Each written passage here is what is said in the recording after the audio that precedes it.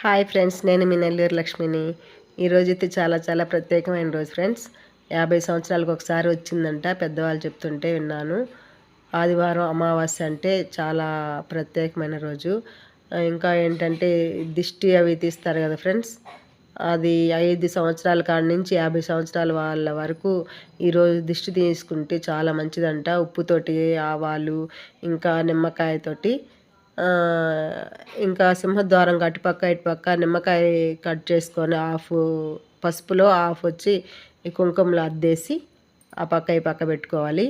ఇంకా మట్టి ప్రమిదల్లో rock salt, అదే కల్లుప్పు పెట్టుకొని దానిపైన ఇంకో ప్రమిదలో నూనె పోసి వెలిగించుకోవాలి. అది చేసుకున్నాను. మీరైతే ఎట్లా చేసుకున్నారు కమెంట్ చేయండి ఫ్రెండ్స్. నేనైతే ఈ విధంగా చేసుకున్నాను. అమ్మవారిని పసుపు కుంకాలతో, పువ్వులతో పూజించుకున్నాను. నేనైతే ఇట్లా చేసుకున్నాను ఫ్రెండ్స్. మీరు ఎలా చేసుకున్నారో కమెంట్ చేయండి.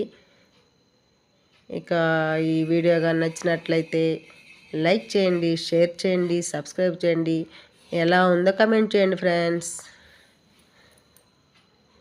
ఉంటాను ఫ్రెండ్స్, బాయ్. సాయంకాల సమయములో సంధ్యాదీపారాధనలో వచ్చును తల్లి మహాలక్ష్మి, వచ్చును తల్లి వరలక్ష్మి. సాయంకాల సమయములో సంధ్యాదీపారాధనలో వచ్చును తల్లి మహాలక్ష్మి, వచ్చును తల్లి వరలక్ష్మి. కాళ్ళకు గజ్జలు కట్టింది, మెడలో హారము వేసింది, పిలిచిన వెంటనే పలికింది, అడిగినదంతా ఇచ్చింది.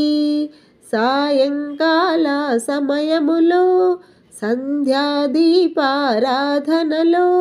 వచ్చును తల్లి మహాలక్ష్మి, వచ్చును తల్లి వరలక్ష్మి. ధనములు నిచ్చును ధనలక్ష్మి, ధాన్యములిచ్చును ధాన్యలక్ష్మి, వరములు నిచ్చును వరలక్ష్మి, సంతానమిచ్చును సంతానలక్ష్మి.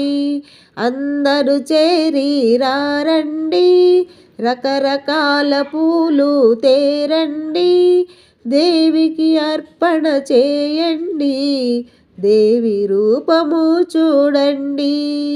సాయంకాల సమయములో సంధ్యాదీపారాధనలో వచ్చును తల్లి మహాలక్ష్మి, వచ్చును తల్లి వరలక్ష్మి.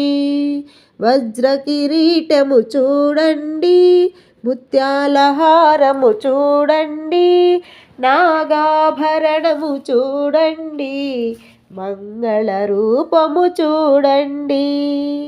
సాయంకాల సమయములో సంధ్యాదీపారాధనలో వచ్చును తల్లి మహాలక్ష్మి, వచ్చును తల్లి వరలక్ష్మి, వచ్చును తల్లి వరలక్ష్మి, వచ్చును తల్లి